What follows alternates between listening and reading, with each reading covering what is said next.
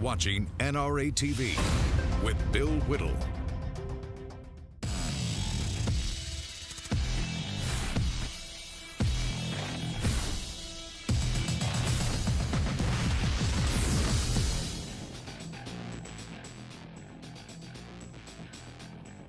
Hi, everybody. Welcome to Live from Los Angeles, California. I'm Bill Whittle, and this is the Hot Mike Show. We went looking for Hot Mike to see if we could get him on the show. It's his show. And we found him down in his parents' basement with Battlefield 4 on his Xbox and I think 7 empty bags of Cheetos and a couple of 6-packs of Mountain Dew. He's passed out cold. We couldn't wake him at all. So with any luck, we'll have him back tomorrow. I just am beginning to feel like this kind of thing's just irresponsible of him. Just a feeling I get. Well, today we're going to be talking about President Trump's direct mail campaign to the American people. Yeah, you heard me. It's a brilliant stroke of media manipulation, which is what Donald Trump is very, very good at. So let's just go ahead and set the stage, shall we? The media for the last 50, 60 years, news media, newspaper people have always leaned left. Back at the beginning of the last century, in the early 1900s, right after the Soviet Revolution, there was a reporter from the New York Times named Walter Duranty. Walter Duranty went to the Soviet Union many times and said, "This is amazing. This is the workers' paradise. Everybody here is just as happy as they possibly can be." Now, Duranty knew that people were starving, and Duranty saw what was actually happening, but Duranty was a left-winger, so you've got to have that socialist experiment survive. So he basically not only didn't report the news, he covered up the news. And for this, Walter Duranty won the Pulitzer Prize, and the New York Times still hasn't given it back. But he basically put up a cover for mass murder. So this is not anything new. What is getting to be new is the degree to which the mainstream media, now that all the cards are on the table, now that all of the pretending to be objective, all that stuff is gone. It's been gone for a while. But now that it is gone, we have a problem as a society. The president is usually represented by his press agent. Press agent comes out, speaks at a press conference. Then the news media takes the information given by the press agent and, in the system we once had, would more or less fairly parse that out into what the president's position was on things, but those days are gone. The press has been in the business of destroying Republican presidents for quite a long time, and if you ask the average member of the media, I mean, you'd really have to get them pretty liquored up for this, but if you ask them how they thought about themselves, what they thought about themselves, you asked them about their self-image, I bet you all of them would say, blurrily, that they consider themselves to be Woodward and Bernstein. One's Dustin Hoffman and the other's Robert Redford, and working late through the night and meeting, secret, leaks and information and banging things out on our old typewriters. That's how they see themselves, as purveyors of the truth. But it's just not true anymore. Now, as far as destroying presidents goes, they certainly helped Kennedy, didn't help Nixon, and back and forth we go. Now, the one thing I think is most interesting about this in recent history is if you look back at the way they destroyed President Bush from the beginning, much in the same way they tried to make President Trump's election, if not illegal, then certainly illegitimate. They did the same thing with George Bush back in the 2000 election. You probably remember that that Bush and Gore went on forever and ever trying to win the state of Florida. Now, as it turned out, the Constitution says that you're required to vote, and George Bush won the vote in Florida. And then it says if it's close, you can do a recount using the same machine. So they did a recount, and Bush still won. And they kept recounting, and they kept recounting, and they kept recounting, and they were going to recount until the second that Al Gore won, at which point the people's will has been expressed and we can stop recounting. Well, the reason I bring up George Bush is because they never, ever let him have one day as president where he wasn't under this cloud of illegitimacy. They'd say that he's the resident and not the president, and so on and so forth. But here's the point about George Bush especially. I think George Bush was a man of a great deal of personal decency and a pretty strong sense of personal demeanor. And so the most vile lies would be launched at President Bush, and he simply wouldn't respond at all. And as a person who defended him throughout his entire term, pretty much, well, certainly starting in 2002, it was pretty frustrating to hear enormous lies, primarily the Bush lied, people died thing, being shot at President Bush and not getting any response at all. I think George W. Bush thought that the office of the presidency was above that. And he may have been right. But it's not above it anymore, because that damage was done, and somebody learned the lesson from what they did to George W. Bush. I'm one of those people, and I suspect that Donald Trump is another.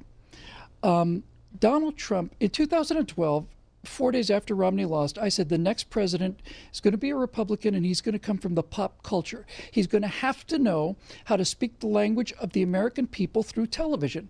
He's going to have to know how to do that, or else he's not going to get elected. And sure enough, that turned out to be true. Donald Trump ran the 2016 campaign like a virtuoso. Everybody thought he was a joke when he got started. Everybody. And then it got down to the final, say, 8, and people said, oh, no, Trump will be out before they get to 4. And then they got to 4, then they got to 3, then they got to 2, and Donald Trump is still there. Then he wins the nomination. Well, he has no chance to be president. Well, he's president of the United States of America. He's doing something right. And the reason Donald Trump is president is because he understands the media, how the media works, the bias, and he, most importantly, understands how to beat them. He understands how to beat them. So all of that to say that we just got a prime example of President Trump doing the kind of things that he did when he was candidate Trump, the kind of things that got him elected. So let's have a look at a political message just released from President Donald Trump. Democrats obstructing, the media attacking our president, career politicians standing in the way of success. But President Trump's plan is working. 1 million jobs created, more Americans working than ever before, unemployment lowest since 2001, the stock market all-time record highs, the strongest military in decades. The president's enemies don't want him to succeed, but Americans are saying, let President Trump do his job. I'm Donald Trump, and I approve this message. He is Donald Trump, and he did approve that message. Folks, I've never seen anything like that before. That was, in fact, pretty much the definitive campaign ad for a campaign that's not on. This is the kind of thing that Donald Trump would use to sell himself to the American people during an election year, but he's already president. So why is the president essentially reduced to having to run a campaign ad 7-8 months into his presidency? Well, because the news media bias now is so insane and so personal and so venal, and all the leaks and all the rest of that deep state stuff, that President Trump understands that you cannot talk to the media the way that you would have even 15, 20 years ago, that it is a hostile witness, as you would say in court. So what President Trump has done is basically take 5 or 6 key figures of his administration so far, and they're impressive. Lowest unemployment, stock market record, all of these data, 5 or 6 points, pound them out in a campaign ad, and he went around the media. He went straight to the American people. And I think that is really brilliant, because the news media has lost their minds over Donald Trump. Their obsession with the Russia story and all the rest of this fake news and so on. They're doing everything they can to basically have him removed from office because they don't like him. And that means that they don't like those of you who voted for him either, or me either, or any of the rest of those, people out there in flyover country who suddenly got up on their hind legs and derailed the great socialist experiment. So I think it's brilliant. I think it's absolutely brilliant. Now, Donald Trump has done a bunch of tweeting, but Twitter doesn't get to everybody. Twitter's a kind of a specialized sort of thing, certainly not the kind of thing that everybody in the country, especially conservatives, get. But this ad, I think, was terrific, and I think it's going to get some traction. So to help us talk about this today is our friend back again, Jeff Crouere from Ringside Politics Radio. Jeff, good to see you again. This is a campaign ad that we just saw, isn't it? Bill, I loved it because it really hits the points that you just mentioned. The media has been on the left for so many years trying to take down Republicans, from Nixon to Reagan to Bush, now to Donald Trump. But now it's worse than ever, Bill. Now it's just there's no pretenses. There's no sheer of impartiality or objectivity. It's just hardcore anti-Trump reporting. And now I think the president's fighting back. I've never seen a candidate launch a re-election bid 3 years before the election, but that's what it is. And you're right. He's got many things he can tout. The ad just picks a few. There are many more things he can say, a lot of accomplishments in his first 7 months. And of course, the media are his enemies. I would have added a few more different enemies. He's got lots of enemies. Maybe the deep state, maybe the rhinos, but certainly the media is at the top of the list. You know, this interesting point you just made, Jeff. You said that basically it is a re-election campaign ad 3.5 years before the election. That's exactly what it is, isn't it? He has basically said, I'm not saying that he's trying to get reelected right now.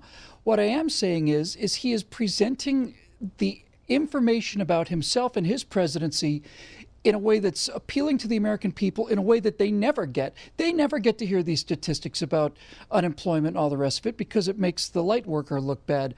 But it's a re-election campaign ad, isn't it? That's exactly what it is. Well, and he needs to do that because the media is not going to do him any favors. They're not going to report the truth. They're going to be biased. He's got to get the message out there about the job he's doing to lay the groundwork for the midterms and for re-election. And I think he's letting all the doubters know, hey, he's going to be running again. He's going to have a record he's going to run on, and he's going to vigorously pursue re-election in 2020. But never before, Bill, have I seen any president encounter this number of enemies that Donald Trump is encountering. And he's a fighter, as you say. This is a new type of president. He's taking them on. He's not a George W. Bush. He's not above the fray. He is in the fray. He is in the mix. And I love it, to be honest with you. I love it too, Jeff. And when I first saw it, my first reaction was, wow. And my second reaction was, why weren't you doing this 5 months ago? I mean, I guess hindsight's 20/20, right? I don't think anybody expected. I knew there'd be pushback from the left when Trump was elected and then inaugurated, but I never thought I'd see some of the things I'm seeing today. So do you think that if he had been doing this for the last 6 or 7 months, do you think that would have on some level forced the media to play a little more fair because he's putting out data? He's not just saying people like me. He's saying here are the economic numbers and so on. I think it's certainly not too late, but I sure would like to have seen something like this on pretty much every one of the key issues of Trump's presidency so far.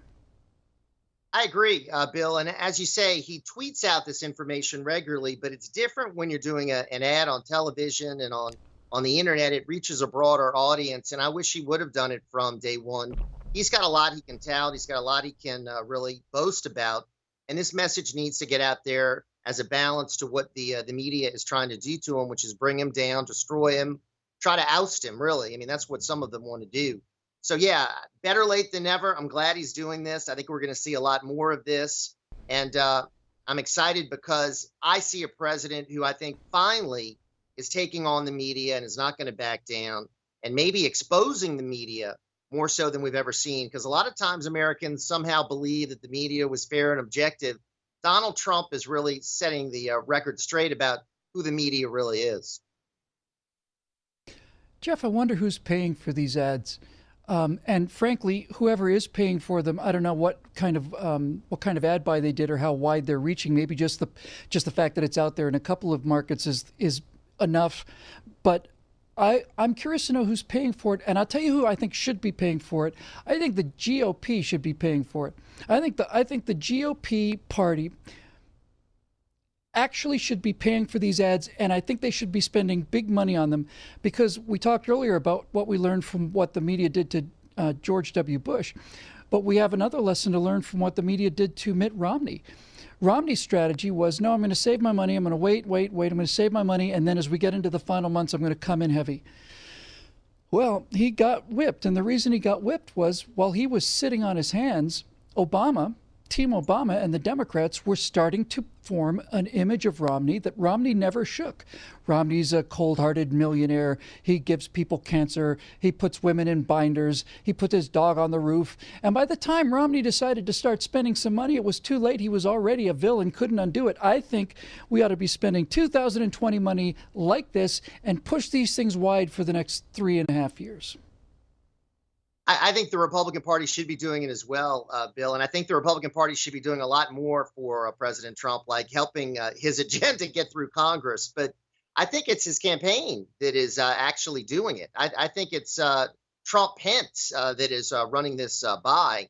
And I think the Republican Party should embrace it and get behind it. And I'd love to see him call out even more some of these so-called Republicans who are stopping his agenda from being implemented. And if it were not for the Republicans, I mean, we'd have at least some sort of a repeal of Obamacare, not what I would like to see, but at least some sort of fulfillment of campaign pledges to do something about Obamacare. But because 3 Republicans didn't vote for it, it got shot down. And now they're on vacation, and the president is rightfully calling them out. And I think we need to have more of a focus on those Republicans that aren't getting behind the president and his important agenda, the agenda that we in 31 states voted for with his electoral landslide that he received last November. Now that is an interesting point, this idea of targeting the rhinos. Matter of fact, it's such an interesting point, we're going to have to do it when we come back from our break. We'll be back in 2 minutes. I'm Bill Whittle here on the Hype Mike Show on NRATV.